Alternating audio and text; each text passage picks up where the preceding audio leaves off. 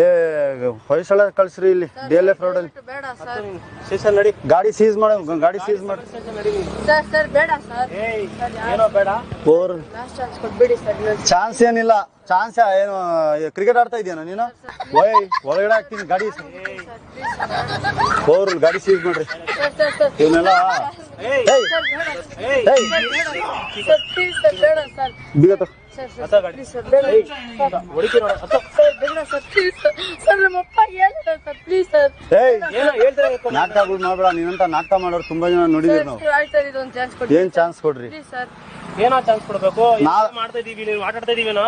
4 ಜನ ಎತ್ತಿನ ಗಾಡಿ ಅನ್ಕೊಂಡಿದೀರಾ, ಏನೋ ಕಾರ್ ಅನ್ಕೊಂಡ್ಬಿಟ್ಟಿದೀರಾ, ಇಲ್ಲ ಕುದುರೆ ಓಡಿಸೋ ಜಟ್ಕಾ ಗಾಡಿ ಅನ್ಕೊಂಡ್ಬಿಟ್ಟಿದೀರಾ? ಏನ್ ಅನ್ಕೊಂಡ್ಬಿಟ್ಟಿದೀರಾ ನೀವು? ಹಾ ಏನೋ?